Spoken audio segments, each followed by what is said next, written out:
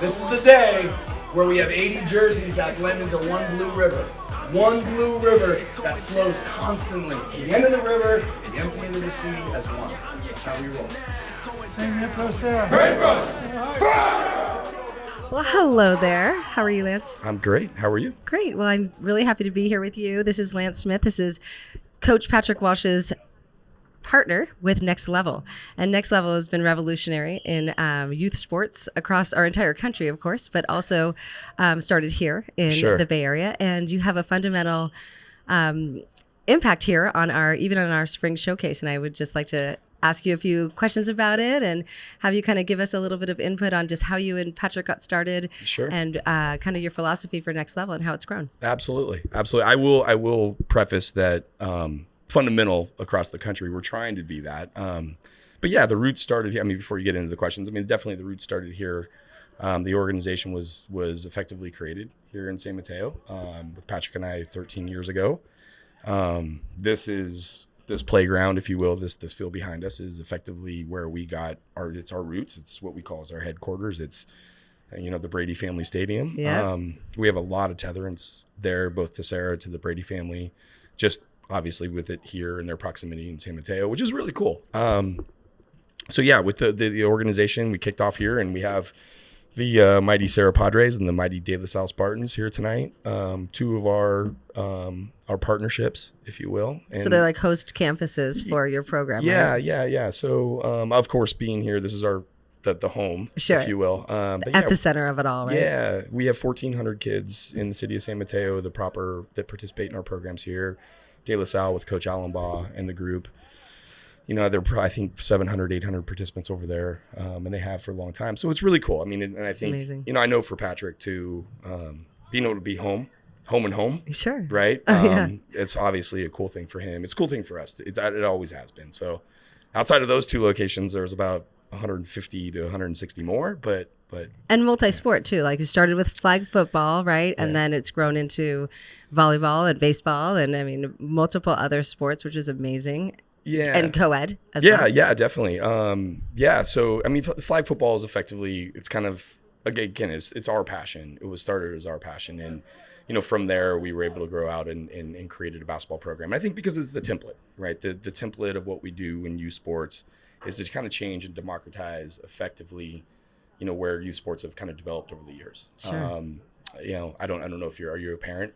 I am a parent. In fact, I was going to give you a little fun fact that Charlie Walsh and my son Carson were the first graduating 8th grade flag football classes that went from K through 8. Okay. So cool. I'm very familiar with Next Level. So my daughter is she plays in your volleyball camps as well at Notre Dame. Yeah. So I think I just fundamentally what we've seen as parents, right? We've been challenged over the last however many years we've been parents, 14, 15, 16 years for yourself. The landscape has changed. So it's very heavy into this pay-to-play environment. AAU basketball, sure, which has been proliferating for 20, 30 years. You don't have it as much with football, which is great. I mean, I think what these coaches out here, the college coaches, the impact that and what's really happening in real time out here is very organic to the environment of football, which is unique. Mm-hmm. And it's kind of the last frontier, and we need to save that.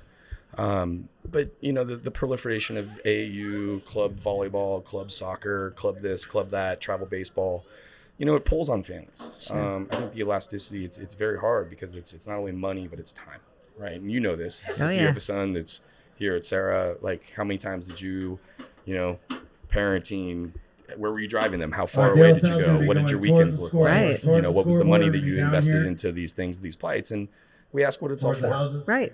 Sure, there are scholarships that might be being offered out there today, but that's not for everybody. Right. And I think in the world as parents, we're trying to do the best by them. We're trying to give them these really unique opportunities and experiences. Mm-hmm. And I know Next Level, we've been able to do that, but that's at the heart of what we do. We're coming out and this end zone back here. We just differentiate. We're different. We have a different lens, and I think people have gravitated towards that because it is. I always like to talk about it as a rubber band. By the way, Spartans it's pulled so far to one side, it always snaps back.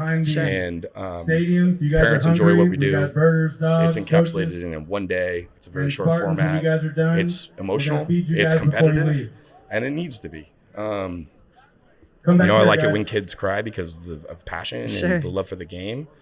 And I feel that that's gone away a lot of times. You know, how many times have you driven your son to a game, any type of game, and it's like, are you nervous?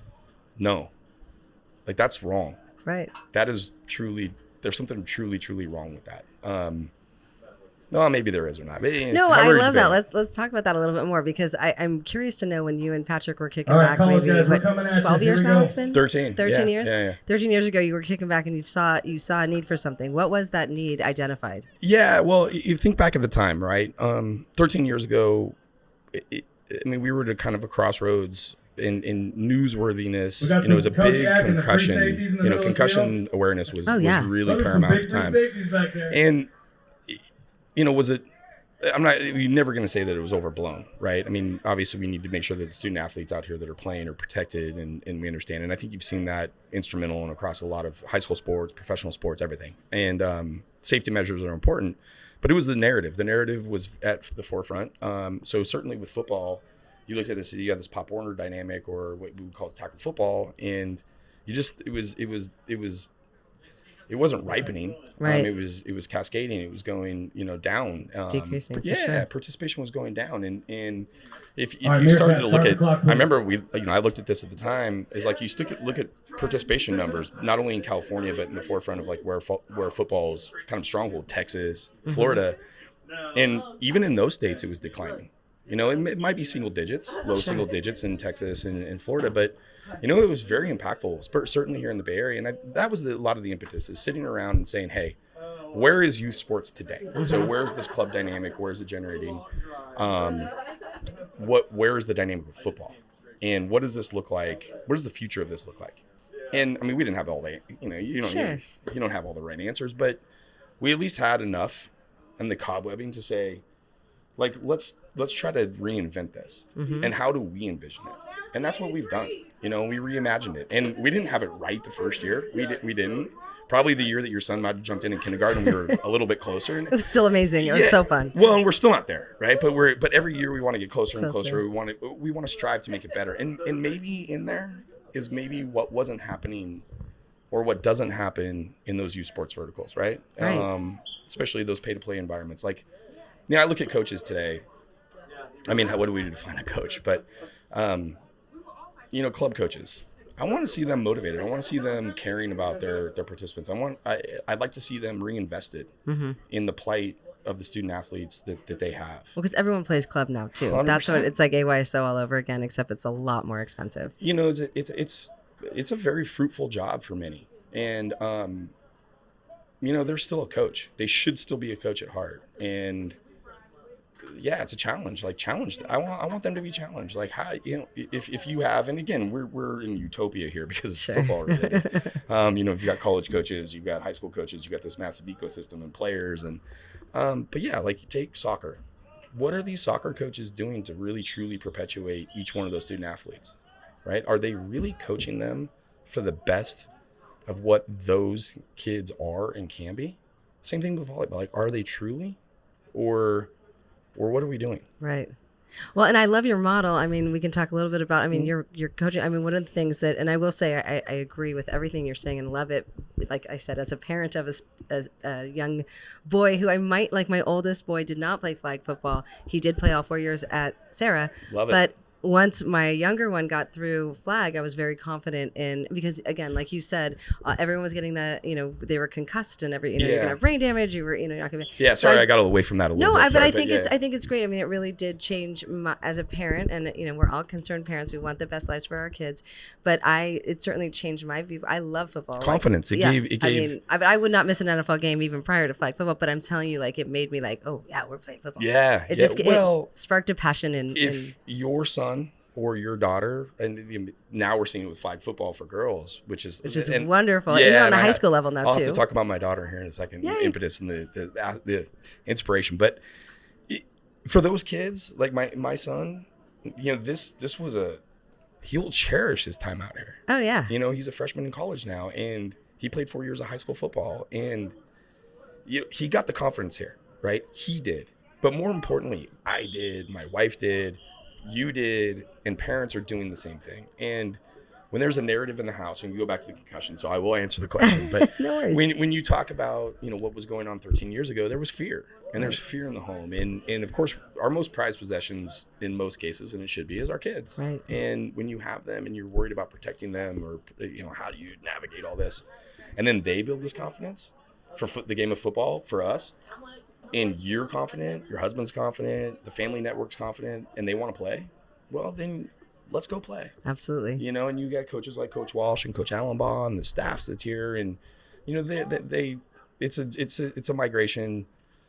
Those guys have had to adapt. All the coaches around here, the local coaches, even the public high school guys, they've had to adapt, and I think they've done a great job of incubating and curating that for today's modern, high school football player. Totally. So, and Next Level's done a very unique thing too with having high school coaches. Yeah. So there's, that's actually another part of it. It's the mentorship. It's also being, the coaches being able to, exhibit the same treatment they received from these wonderful high school coaches and try to, exemplify that same. Does your son coach?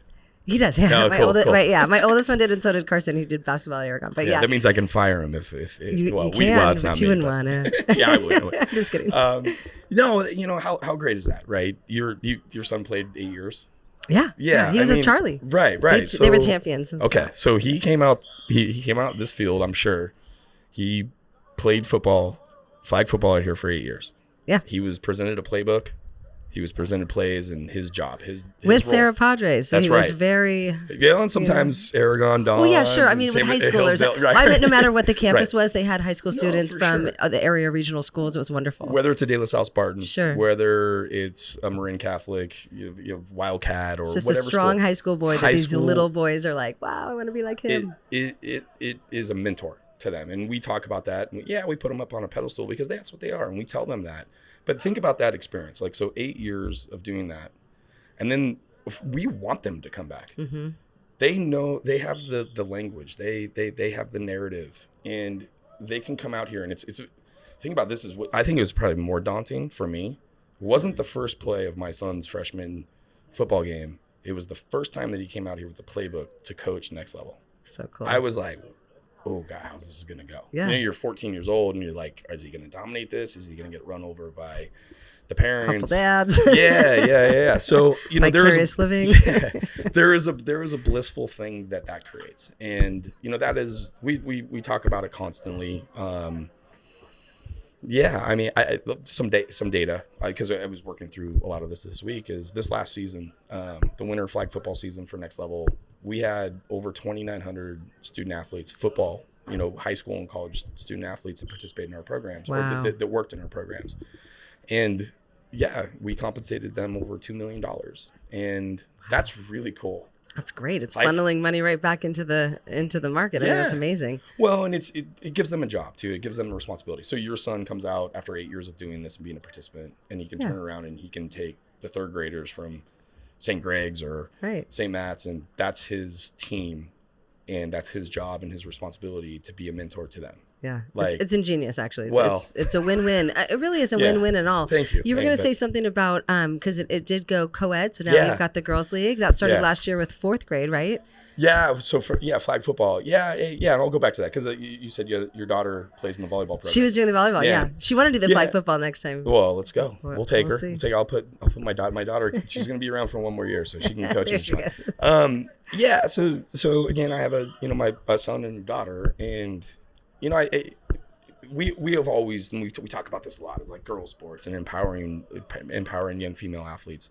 I think all the kids need it, right? But I'm a dad. Patrick's a dad. Like, we're on that side of it. But I'm grateful that my daughter Kaya came into the world, and I can see how watching her and her plight and friends and whatnot, how can we be uplifting what we create for them? And the first thing that we did, we do girls basketball, which is great. And I think it's rewarding to see it. But volleyball is one that took off for us. Sarah Johnson is the head coach over at Monte Vista High School. She's our director of volleyball operations and does a tremendous job. She was two-time national champion at Stanford. She's pretty great. good at volleyball. I worked with her just with getting my little Mackenzie, and she's wonderful. Okay. Yeah. So Patrick got me involved with her. it's better that you talk to Sarah about the volleyball stuff than me, but that's why because it's the same thing, right? It's the same perspective. You have somebody that's been there, that's done that played at a high level. But we wanted to give something to the girls. And we thought the volleyball was a very, very instrumental thing in similar vein to flag football before this girls flag football thing has become a thing. And volleyball will still be that, right? Athletic director at a local school, all-girls school here in Belmont, told me many years ago, it's like basketball for girls is declining in like massive fashion, similar to what we talked about with flag football or with Pop Warner football, tackle football. And I was like, well, I don't know what you're talking about. He's like, girls don't want to play basketball anymore. Wow. I'm like, okay, well, explain that to me. I'm somebody that probably should understand that, or enlighten me in what can I do to be infectious to that, or like to change things or to look at that. And he's like, because it's just the feminine nature of things, and being able, it's hard. It's hard to be in shape for basketball. It's hard to get up and down the court. It's hard to do those things. And like sports are hard sometimes, they mostly, for some of these guys, it's not as hard, but, and within that, he was very directive, is that girls volleyball was a big segment that was growing, and it's a way to give confidence to a lot of the young girls. And that's what we want, right? All of these kids, it doesn't matter, female, male, trying to give them the confidence of playing a team sport. And volleyball accomplishes that. Basketball accomplishes it too. And that was kind of the early impetus, was let's do that. Now go back to the conversation about club sports. Both my kids grew up playing club sports. They were constantly playing soccer, traveling wherever. Next Level gave them an opportunity to play a different sport in a window of time that they could, right? Definitely. And could was our definition as a parent. Right. Because we feel that we're locked in to these windows. Sure. And that's, parents out there, that's not true. We shouldn't feel that way. You shouldn't feel like, hey, we got to go to every one of these club baseball events because you got to stay and hold your position. Right. So that was the plight with a lot of the girls' sports, especially with volleyball. Then flag football, so cool. It's so cool. A little emotional, sorry. It's cool. It's good. No, it's cool. Heart. I mean, like to see, to see 300 girls jump out in a football field, like, that's cool. It's amazing. Yeah. So your daughter's got to get out there. If I'm going to get emotional about it, your daughter's got to get out there. Like, it's so cool to see the other side of it where we're inspiring them. It's different. It's so different. They don't have like the back end vernacular.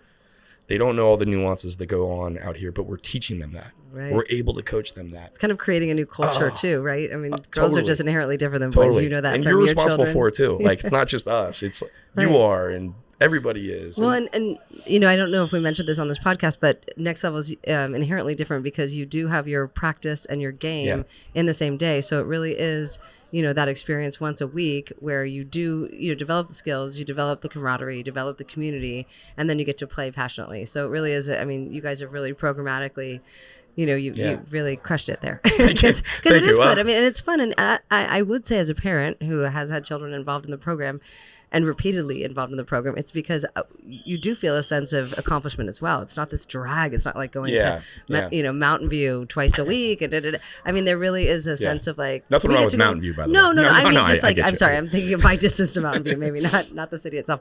But I feel like there's that model is. I just want to make sure to mention it because it's a win-win for families with more than one child. Yeah, for sure. It's funny. I was sending some text messages with a couple of buddies that are out in Fort Worth. They live out in Fort Worth, and they're around the TCU community out there. And they were at their daughter's soccer game that was up near McKinney, and whether here or there geographically, but it's it's like 50 miles away, right?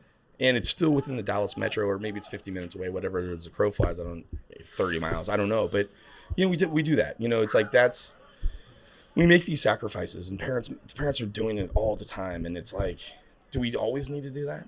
We give a passionate thing, and if we, again, back to the girl side of it and boy side, if we can bring them locally to a field, to the sandlot, so to speak, that we call it, and we can give them a very inspirational thing and deliverance, are we doing more? Like, we feel that we're doing a lot more for them than they are on this treadmill of stuff. And again, I got emotional. These kids get emotional. Totally. And we support that. We want that. And at the last game, I always we go to the middle of the field and we always talk to the kids before the game, and we bring them up on the logo, and it's very meaningful and impactful for us and for them. I tell them all the time, the beginning of the season, I'm like, I want every one of you to cry. And the reason is because I want them to care. Mm-hmm. It's important. It's important that they're out here trying to strive to be better. I don't care. I shouldn't say this, but we don't really care who wins the championship in the grade division every year. That's not important. It truly isn't. At first grade, doesn't matter. I mean, do you know how many championships your son has? It does. Well, we know who they are too. Let's not upset our audience here. No, Let's not convince ourselves that we don't have a database and we know what that is. You know exactly who to stack. No, I'm kidding. But no, I agree with you. And I think it's great. Like I said, you've created a model that, in life, we all like to leave on a high note. And I feel like every Sunday, from January to March, you leave on a high note. It's a great day, and you're here. It could be raining. It could be beautiful. If the weather's like this, then it's a little bit higher of a note, but for sure. So, but no, and I thank you for saying that. I think it's cool. I think it's validating, and we focus a lot on it. I mean, we're very fortunate that we get to spend a lot of our time focused in thought lines towards how we can be impactful for kids and how we can reimagine it. And that's from the jump. Like 13 years ago, it started as that. It's taken different shapes over time, and we're going to continue to innovate. We don't have it right we have it pretty good for girls flag football, but we're going to we'll keep twisting knobs and figuring stuff out and inspiring the next generation to come and play. And who knows where it goes, but we're able to get kids out and get them out with great coaches and great people and great environments, and parents are great. For the most part, they're very supportive for the most part. They are, yeah, and I think if we keep it refreshing for them, maybe we're not going to become, who knows? I mean, who knows if it goes down or whatever, but as long as we have eyes on that and everyone's supporting, we're thinking about the young kids out there and how to make their experience better and make it big about them. We can win. We can do good things. So. Awesome. Yeah. Well, I have every confidence that with you and Patrick at the helm, creating, continuously, auditing your program and making sure that you get the tweaks and, and keep the passion barometer on volume on high. Well, you don't have to worry about that. That'd be good. Exactly. It's not the passion part that's the problem. It's the implementation's good too. But for anybody listening, Next Level, search it up on Google. There are multiple campuses in every region, actually, definitely in California and abroad. So, and multi-sport and co-ed. Yeah, and any I'll give a plug is any of those coaches out there that want to bring it to their community, and as long as it fits a criteria for us and the passion's there and the energy's there to provide that to those kids in those communities, let's go.